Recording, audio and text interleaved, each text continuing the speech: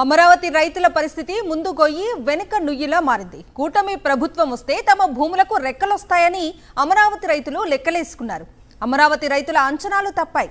భూముల రేట్లు పెరక్కపోగా ఉన్న భూములు లాక్కునే పనిలో చంద్రబాబు బిజీగా ఉన్నారు. రాజధానికి భూములు ఇచ్చిన రైతులు ఇప్పటికే తలలు పట్టుకున్నారు. మళ్లీ భూసేకరణ అంటే రాజధానిలో రైతుల రచ్చ అవకాశం లేకపోలేదు. చంద్రబాబు నిర్ణయం రైతులను సంక్షోభంలోకి నెట్టడమే అవుతుంది. ఒకవేళ భూసేకరణ చట్టం పరిహారం గిట్టుబాటు కాకపోతే కొందరు రైతులు కోర్టులకు వెళ్లే అవకాశం ఉంటుంది. ఇప్పటికే ప్రభుత్వం చేతిలో 53,000 ఎకరాల భూమి ఉంది. ఇది చాలదు అన్నట్లు కూటమి సర్కార్ దూకుడుగా వెళ్తే రాజధాని రైతులు తిరగబడే అవకాశం లేకపోలేదు. అమరావతి రైతులపై చంద్రబాబు సర్కార్ మొండిగా వ్యవహరిస్తోంది అంటున్న సీనియర్ జర్నలిస్ట్ కొమ్మనేని శ్రీనివాసరావు విశ్లేషణ చూద్దాం. అమరావతి రాజధాని రైతుల పరిస్థితి ముందుగోయి వెనకనుయి అన్న చందంగా తయారైందా?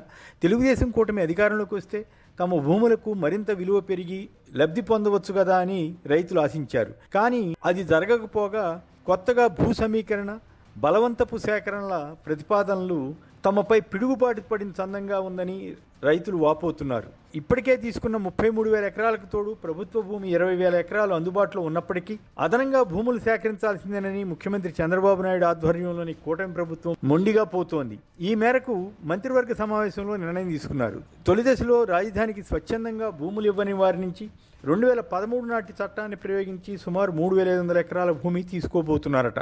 అలాగే రెండో దశ భూ సమీకరణపై మంత్రివర్గంలో చర్చ జరగలేదని చెబుతూ తెలివిగా గ్రీన్ఫీల్డ్ ఎయిర్పోర్ట్, ఎన్టీఆర్ విగ్రహం, ropeway, river front, sports city వంటి వాటికి ఒక ప్రత్యేక కంపెనీని నెలకొల్పాలని కేబినెట్ నిర్ణయించింది. అంటే దీని అర్థం రెండో దశకు చెందిన సుమారు 44,000 ఎకరాల భూములను తీసుకోబోతున్నామని పరోక్షంగా తెలియజేయడమే అవుతుంది కదా. కాకపోతే అమాయక రైతులకు ఇది అర్థం కాదన్నది వారి ఉద్దేశం కావచ్చు.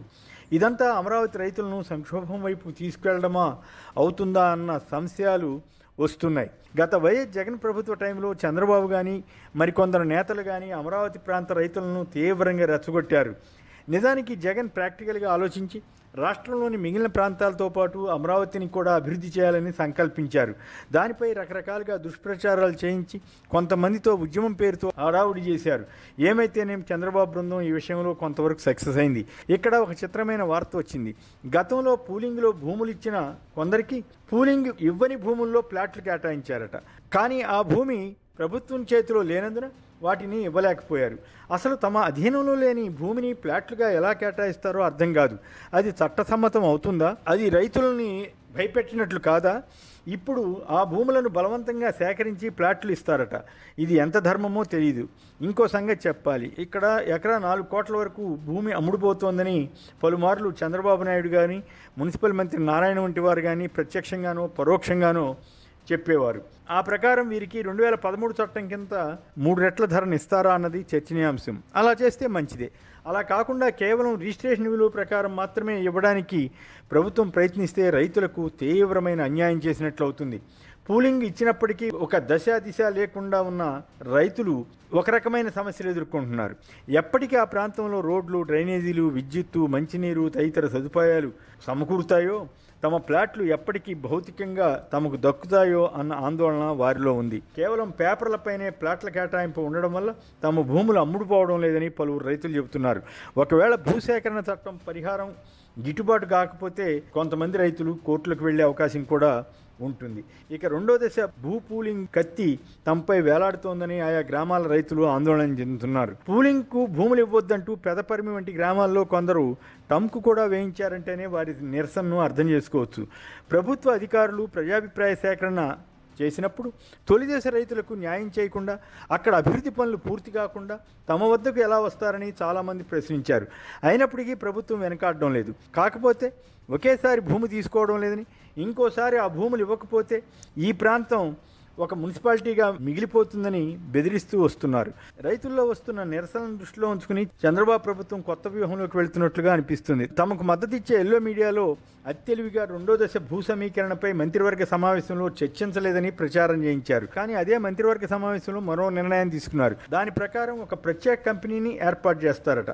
ఆ కంపెనీ ద్వారా గ్రీన్ఫీల్డ్ ఎయిర్పోర్ట్, ఎన్టీఆర్ విగ్రహం, స్పోర్ట్స్ సిటీ తదితర అభివృద్ధి కార్యక్రమాలు చేపడతారట. ఈ ప్రత్యేక కంపెనీకి ఎక్కడి నుంచి భూములు వస్తాయంటే గతంలో ప్రతిపాదించిన దాని ప్రకారం రెండో దశ గ్రామాల నుంచే సేకరించాల్సి ఉంటుంది.